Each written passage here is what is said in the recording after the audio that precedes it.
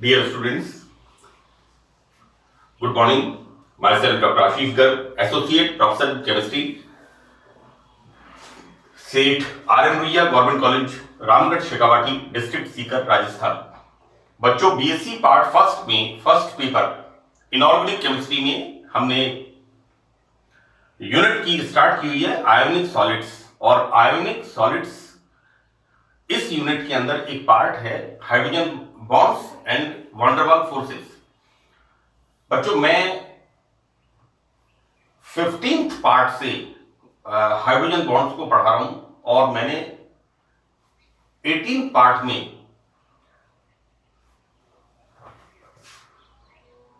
अंतर आणविक हाइड्रोजन बंध का भौतिक गुणों पर प्रभाव, राइट,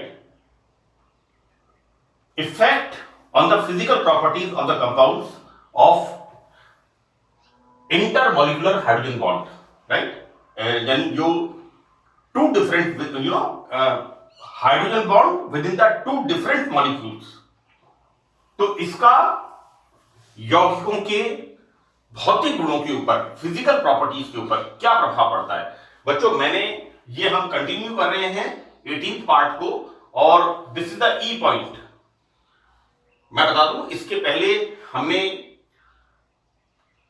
4 पॉइंट अंतर आणविक हाइड्रोजन बंध का भौतिक गुणों पर प्रभाव, हम इस हेडिंग के तहत, इस हेडिंग के अंदर हम इसका अध्ययन कर रहे हैं। और मैंने इसके पहले 4 बिंदु A B C D 18 part के अंदर बताए हैं। This is the E point, right, this is the 5th point.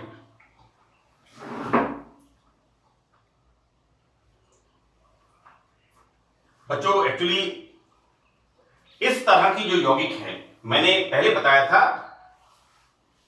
HF2 minus, और इसके पहले के लेक्चर्स में मैंने लिखा है MHF2, राइट। एक बताया था मैंने आपको HF, हाइड्रोफ्लोरिक एसिड। बच्चों, एक्चुअली दिस KHF2 अणुओं का अस्तित्व होता है, लेकिन KHCl2 और KHBr2 या KHI2 का अस्तित्व नहीं होता। This is again a very important question.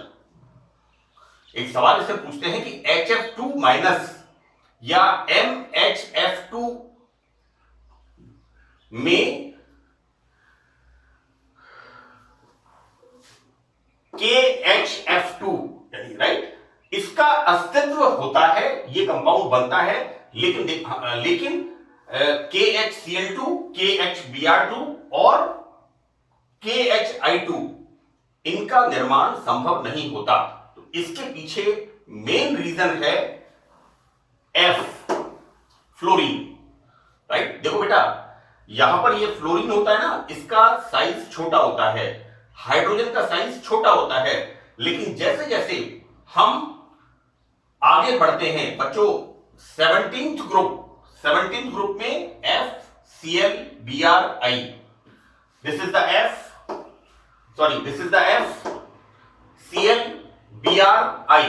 जैसे जैसे हम ग्रुप में ऊपर से नीचे आते हैं, तो वहां पर क्या होता है,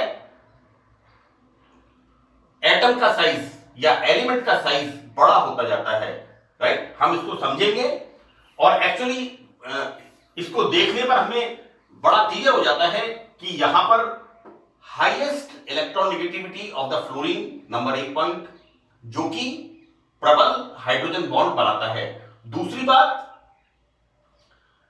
हाईएस्ट इलेक्ट्रॉननेगेटिविटी के साथ साथ फ्लोरीन का छोटा आकार, ये दोनों फैक्टर्स बड़े इंपॉर्टेंट हैं। हम देखते हैं बेटा यहां पर कि Cl, Br या I की तुलना में चूंकि F की विद्युत ऋणता, जैसा मैंने आपको बताया, 4.0 इलेक्ट्रॉन वोल्ट सबसे अधिक होती है, अतः यह प्रबल हाइड्रोजन बॉन्ड बना सकता है। यहां सारा जो हम सिस्टम देख रहे हैं, सारा खेल यहां पर इलेक्ट्रॉन नेगेटिविटी का है, राइट। यहां पर फ्लोरीन की इलेक्ट्रॉन नेगेटिविटी सबसे ज्यादा होने के कारण ये स्ट्रॉन्गेस्ट हाइड्रोजन बॉन्ड बना सकता है। तो बच्चों, K+ HF2 HF2 minus, obviously मैंने आपको बताया बच्चों HF2 माइनस इसकी स्ट्रक्चर कैसी होती है, प्लेनर। इसके पहले के लेक्चर्स में बताया है HF का स्ट्रक्चर कैसा होता है, टेढ़ी मेढ़ी संरचना, जिगजैग स्ट्रक्चर लाइक दिस, इस तरह का स्ट्रक्चर। तो K प्लस HF2 माइनस प्रकार के यौगिकों में HF2 minus ion like this, या इस तरह से हम इसको बता दें रेखीय संरचना प्रकार की संरचना में हो सकता है। और बच्चों यहां पर अन्य हैलाइडों में हाइड्रोजन बॉन्ड नहीं होने के कारण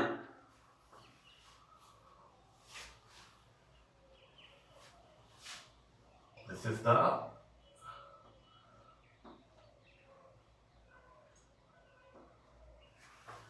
is the FX2 minus ion नहीं बनेगा बच्चों।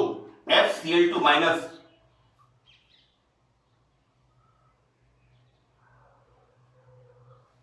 this is the HF2 आएगा भैया।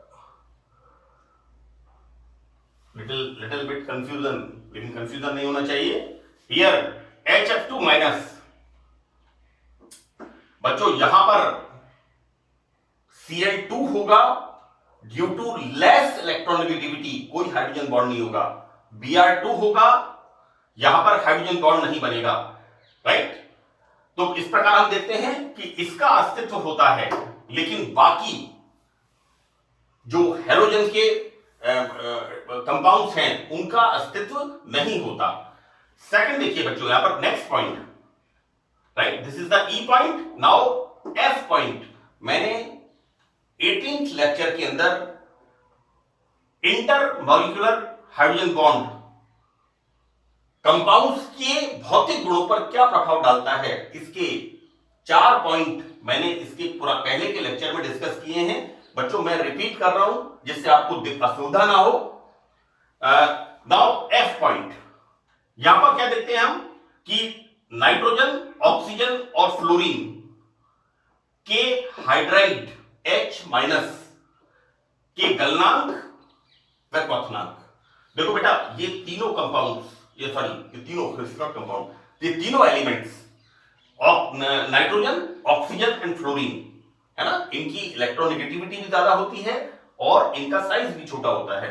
यहां पर नाइट्रोजन की इलेक्ट्रोनेगेटिविटी 3.0 इलेक्ट्रॉन वोल्ट, ऑक्सीजन की electronegativity 3.5 electron volt and fluorine की इलेक्ट्रोनेगेटिविटी 4.0 इलेक्ट्रॉन वोल्ट। हम देखते हैं यहां पर common compounds of these elements NH3, H2O, HF के अधिक गलनांक होने का कारण इनमें उपस्थित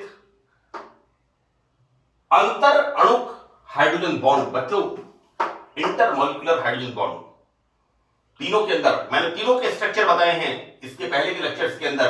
अंतर अणुक, इंटरमॉलिक्यूलर, अंतः अणुक, अंतराणुक, ये दोनों क्या है, इंट्रामॉलिक्यूलर, अंतर अणुक हाइड्रोजन बॉन्ड होता है। हाइड्रोजन बॉन्ड के कारण इनके अणुओं में सैगुणन हो जाता है, it's a formation of association.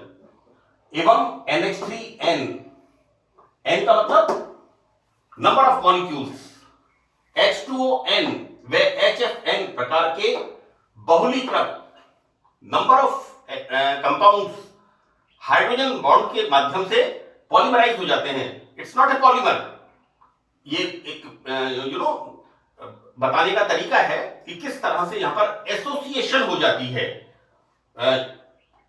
Molecules के अंदर, कंपाउंड के मॉलिक्यूल्स के अंदर हाइड्रोजन बॉन्ड के माध्यम से एसोसिएशन हो जाती है, सैगुणन हो जाता है, तो बहुलीकृत अणु बन जाते हैं। इस प्रकार इनके गलनांक व क्वथनांक ज्ञात करने के लिए पहले ऊष्मा देकर हमें एनर्जी देनी होगी और हाइड्रोजन बॉन्ड तोड़ने होंगे, तो ऊष्मा देकर इनके अणुओं का सैगुणन समाप्त करते हैं और फिर गलनांक या क्वथनांक के लिए ऊष्मा देते हैं।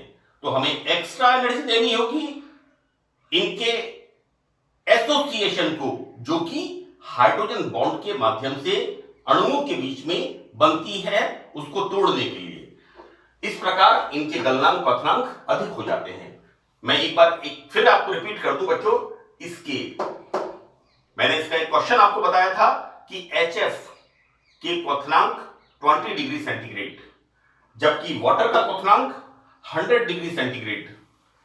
ये मैं पहले ही इसको क्लियर कर चुका हूं, राइट, लेकिन ये बताना जरूरी है क्योंकि यहां पर फ्लोरीन लीडर है इन सबका, having highest electronegativity in the periodic table.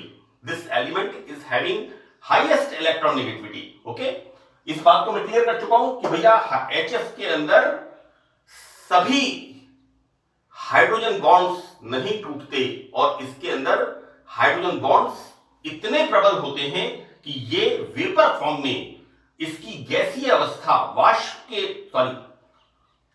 तो वाटर की हो गई, इसकी गैसीय अवस्था के अंदर भी हाइड्रोजन बॉन्ड के माध्यम से इनमें एसोसिएशन बना रहता है। मैं समझता हूं कि ये आपको टॉपिक क्लियर हो गया होगा। अब बच्चों देखिए, अभी तक हम बात कर रहे थे इंटरमॉलिक्यूलर हाइड्रोजन बॉन्ड्स, राइट। अब हम बात करेंगे इंट्रामॉलिक्यूलर, राइट, अंतः अणुक hydrogen bond, intramolecular hydrogen bond. इसको बच्चों मैं फिर रिपीट कर दूं, एक शब्द है अंतः और एक शब्द है अंतरा। ये हिंदी के शब्द हैं और ये दोनों एक शब्द हैं, राइट। बच्चों मैं इस बात को बहुत बार रिपीट कर रहा हूं क्योंकि मैंने अक्सर क्या देखा है बच्चे, मैं जब जहां पर अभी मैं हूं इससे पहले मैं एक बड़े कॉलेज में था, अक्सर बच्चे इसकी प्रॉब्लम्स लेके आते थे, सर इसमें ऐसे हो गया, इसमें ऐसे हो गया। इसलिए मैं इस बात को मैं यहां पर जोर दे रहा हूं, एम्फेसिस कर रहा हूं कि बच्चों इसको ध्यान रखिएगा। फाइन, इंट्रामॉलिक्यूलर हाइड्रोजन बॉन्ड्स, बच्चों इस प्रकार का हाइड्रोजन बॉन्ड एक ही अणु में दो विद्युत ऋणी तत्वों के परमाणुओं के बीच हाइड्रोजन एटम की उपस्थिति के कारण होता है। मैं इसको पहले भी बता चुका हूं, राइट। यहां पर क्या होता है, इंटरमॉलिक्यूलर में बिटवीन टू मॉलिक्यूल्स, लेकिन इंट्रामॉलिक्यूलर हाइड्रोजन बॉन्ड, अंतः अणु हाइड्रोजन बॉन्ड, ये होते हैं within the molecule. Fine, so this is the first example, salicylic acid. बच्चों यहां पर कार्बोक्सिलिक एसिड के रिस्पेक्ट में ऑर्थो पोजीशन पर OH ग्रुप होता है और यहां पर इस तरह से वो ऑक्सीजन, इनके बीच में हाइड्रोजन एक सेतु का काम करता है। तो बच्चों this is the example of intramolecular hydrogen bond, salicylic acid, correct. Now second example is the salicyl aldehyde. बच्चों कार्बोक्सिलिक एसिड की जगह एल्डिहाइड ग्रुप, तो this is the salicylic acid. तो ये डॉटेड लाइन क्या शो कर रहा है, हाइड्रोजन बॉन्ड। इसके अंदर भी बच्चों this is the example of intramolecular hydrogen bond. The next example is orthochlorophenol. बच्चों this is the phenol, C6H5OH is the phenol और इसके रेस्पेक्ट में दिस पोजीशन इज ऑर्थो, तो दिस इज ऑर्थोक्लोरोफिनोल, राइट। बच्चों इस प्रकार का हाइड्रोजन बॉन्ड, इस प्रकार का हाइड्रोजन बॉन्ड सामान्यतः ऑर्थो स्थितियों पर दो सब्स्टिट्यूएंट्स, दो प्रतिस्थापियों वाले एरोमेटिक कंपाउंड्स में होता है। बच्चों इस बॉन्ड हेतु these are few two important conditions इसके लिए हैं, दो शर्तें इसके लिए अनिवार्य हैं। पहली कंडीशन है ये जो रिंग फॉर्मेशन होती है it must be planar, right. यहां पर इंट्रामॉलिक्यूलर हाइड्रोजन बॉन्ड स्टेबल कब बनेगा, जब यहां पर वलय समतलीय होगी। हाइड्रोजन बॉन्ड की फलस्वरूप बनने वाली वलय समतलीय होनी चाहिए। एंड द सेकेंड पॉइंट, यहां पर जब हाइड्रोजन बॉन्ड बनता है तो बच्चों मैंने आपको पहले भी बताया है कि intramolecular hydrogen bond ortho position, बच्चों OH ग्रुप के रेस्पेक्ट में Cl ऑर्थो पोजीशन, यहां पर OH ग्रुप के this is the senior group, I think, yes aldehyde, right. इसके रेस्पेक्ट में this is the ortho group. And बच्चों see this is the carboxylic acid, इसके respect में this is the OH group. क्योंकि carboxylic acid हम जो functional groups की priority list देखते हैं, सीनियरिटी लिस्ट देखते हैं, उसमें सीनियर ग्रुप है, राइट। तो यहां पर इंट्रामॉलिक्यूलर हाइड्रोजन बॉन्ड कब स्टेबल होगा? जब इनकी पोजीशंस नजदीक होंगी और मेटा एंड पैरा पोजीशन अगर होगी तो वहां पर बनता है इंटरमॉलिक्यूलर हाइड्रोजन बॉन्ड, राइट। तो बच्चों यदि मैं इसको पहले भी बता चुका हूं, सुनो सी, इसको मैं बच्चों पहले बता चुका हूं, लेकिन यहां पर बताना जरूरी है कि यदि कोई अणु दोनों प्रकार के इंटरमॉलिक्यूलर एवं इंट्रामॉलिक्यूलर दोनों प्रकार के हाइड्रोजन बॉन्ड्स बनाने में समर्थ है तो वह इंट्रामॉलिक्यूलर हाइड्रोजन बॉन्ड को प्राथमिकता देता है, राइट। यहां पर दोनों पॉसिबिलिटीज अगर किसी कंपाउंड में होती हैं तो अंतः अणुक हाइड्रोजन बॉन्ड्स प्राथमिकता से बनते हैं। परिणामतः सभी ऑर्थो आइसोमर अंतः अणुक हाइड्रोजन बॉन्ड को प्राथमिकता देते हैं, राइट।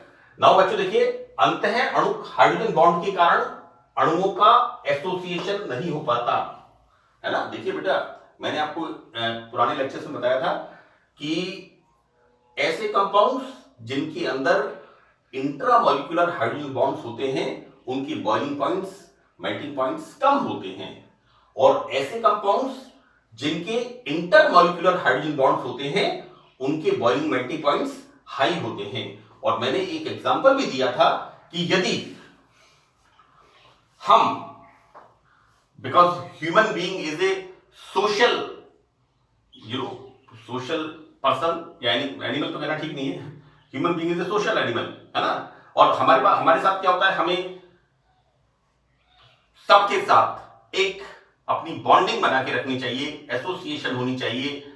तो ऐसी परिस्थिति में अगर कोई बाहर वाला आकर के हमें परेशान करता है तो हमारे साथ बाकी लोग भी इन्वॉल्व होते हैं, तो हमारा थोड़ा सा बॉइलिंग पॉइंट हाई होता है।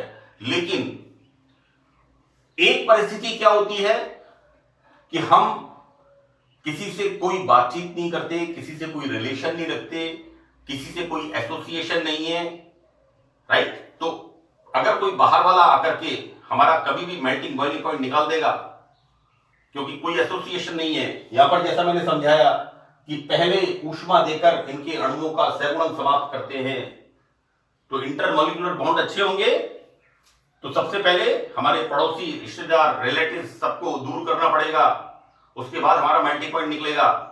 तो इसलिए बच्चों, ऐसे मॉलिक्यूल्स जिनके अंदर इंट्रामॉलिक्यूलर हाइड्रोजन बॉन्ड होते हैं, इसलिए आप लोग कॉलेज में रहते हैं, अच्छे रिलेशंस रखिए, सबसे इंटरेक्शन रखिए, पढ़ाई की बातें करिए, क्योंकि आजकल व्हाट्सएप, मोबाइल और क्या बोलते हैं इसको, आजकल तो बड़ा इंस्टा और पता नहीं क्या क्या चीजें आ गई हैं। हम तो we are out of dated लोग हो गए हैं, तो इन चीजों का पता नहीं है, और आप लोग सिवाय इसके अलावा दूसरा काम ही नहीं है कोई। क्योंकि बच्चों को मैं देखता हूँ कि आजकल सुनता हूँ कि 2 GB डाटा पर डे मिलता है, वो 2 GB डाटा व्हाट्सएप करने में और इंस्टा के अंदर और उस सब में चला जाता है। तो सर वो पढ़ने के लिए फिर हम यूट्यूब का कैसे इस्तेमाल करें, है ना। तो बच्चों, पात्र जो होता है ना, पात्र अगर सीधा रखा होगा तो ही उसके अंदर कुछ ज्ञान इकट्ठा होगा, और अगर पात्र उल्टा पड़ा होगा तो कोई मतलब वाली बात नहीं है, चाहे कितनी बारिश हो जाए वो खाली रहेगा पात्र। इसलिए बच्चों ध्यान रखिए इस चीज का, you must pay attention, this is the cost of your studies. यहां पर बच्चों देखिए, अंतः अणुक हाइड्रोजन बॉन्ड के कारण कोई दूसरे इंडिपेंडेंट मॉलिक्यूल, कोई लेना देना नहीं है ना। कोई कंट्री है जो किसी के साथ रिलेशन नहीं रखता, ना लेना देना, इटसेल्फ, है ना, कोई भी पकड़ के उसका जमीन पर कब्जा कर लेगा। तो यहां पर कोई एसोसिएशन नहीं होती।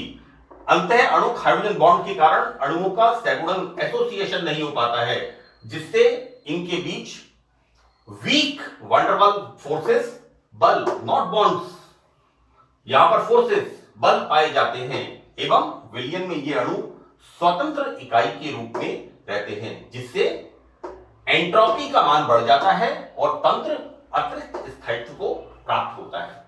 तो that's all about the hydrogen bonds. यहां पर ये टॉपिक बड़ा इंपॉर्टेंट है बच्चों। मैं आपको बता दूं, मैंने 3rd ग्रेड, 2nd ग्रेड और कुछ कॉम्पिटिटिव एग्जाम्स के अंदर क्लैथरेट कंपाउंड्स के बारे में क्वेश्चन देखा है। ये एक साइंस का बड़ा इंपॉर्टेंट सवाल है। क्लैथरेट कंपाउंड का मतलब होता है बच्चों यहां पर लेटिन वर्ड है। क्लैथरेट लेटिन वर्ड है और किससे बना है? क्लैथरेटस, राइट राइट, क्लैथरेटस से बना है। Clathrate is a Latin word which form from क्लैथरेटस। ओके, जैसे मैं बताया था आपको किरैल एंड किरैलिटी, किर अपोजिट हैंडेडनेस, बहुत सारे शब्द मैंने आपको बताए हैं। तो ये एक लेटिन वर्ड है क्लैथरेट, जिसका अर्थ होता है पिंजरे में बंद। तो बच्चों देखिए यहां पर हम क्या देखते हैं कि जैसे यहां पर this is the compound, I think this is catechol, ortho hydroxyphenol is the catechol, yes this is the catechol, ortho hydroxyphenol is the catechol. कुछ गड़बड़ हो सकती है, this is you know ortho hydroxyphenol, ortho hydroxyphenol और catechol थोड़ा सा clear कर लेना बच्चों, इसको मैं थोड़ा लिटिल बिट फ्लक्चुएट हो रहा हूं उसमें। एनीवे मुझे आपको जो अभी ये बताना है कि किस तरह से यहां पर ये ऑर्थो हाइड्रोक्सीफिनोल इंटरमॉलिक्यूलर हाइड्रोजन बॉन्ड के माध्यम से इट विल, बच्चों कार्बोक्सिलिक एसिड क्या बनाते हैं? द्विलक, ट्राइमर, सॉरी डाइमर। यहां पर क्या बन रहा है? दे फॉर्म से ट्राइमर, एक त्रिलक का निर्माण करते हैं।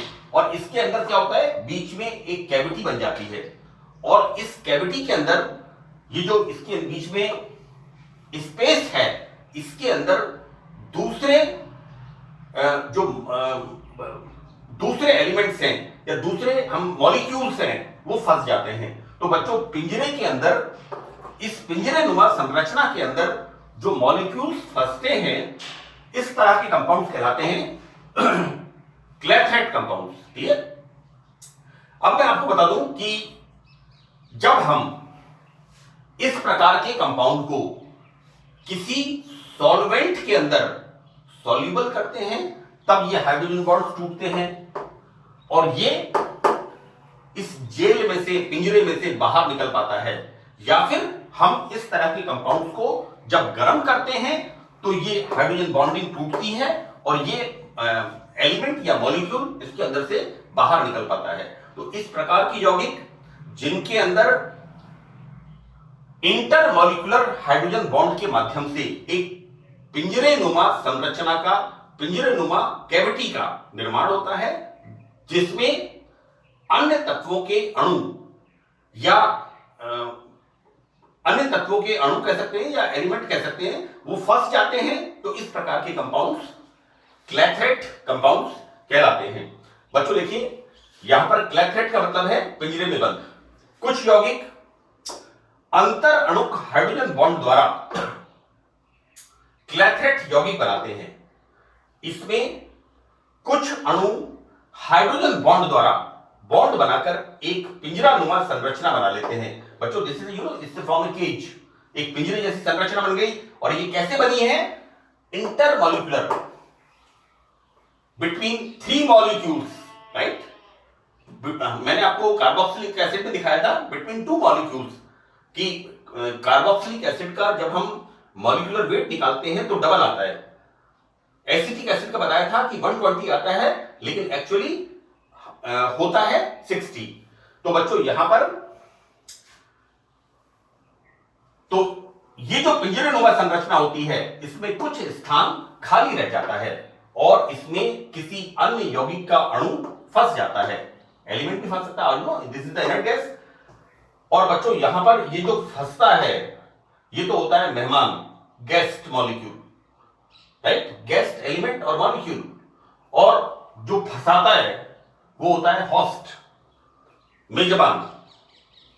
तो यहां पर मेहमानी और मेजबानी क्लैथरेट कंपाउंड, यानी जो एलिमेंट इस पिंजरेनुमा संरचना में फंसता है वो तो होता है गेस्ट, मेहमान, राइट, और जो फंसाता है वो होता है मेजबान, होस्ट होता है, राइट। हाँ, तो बच्चों यहां पर अणुओं के पिंजरे में तब तक मुक्त नहीं हो पाता जब तक कि उस क्रिस्टल को गर्म करके या विलायक में घोलकर इस हाइड्रोजन बॉन्ड को, क्रिस्टल लैटिस को इसके एक्चुअली क्या होता है, मैंने क्रिस्टल लैटिस इसलिए लिखा है, these are the solid compounds, clathrate compounds, है ना। तो यहां पर इसका क्रिस्टल लैटिस से मतलब है इस हाइड्रोजन बॉन्ड को तोड़ ना दिया जाए। Example, this is quinol, this is ortho hydroxy quinol. Quinol is the, I will write here formula of the quinol. भैया, दिस इज द क्यूनोल।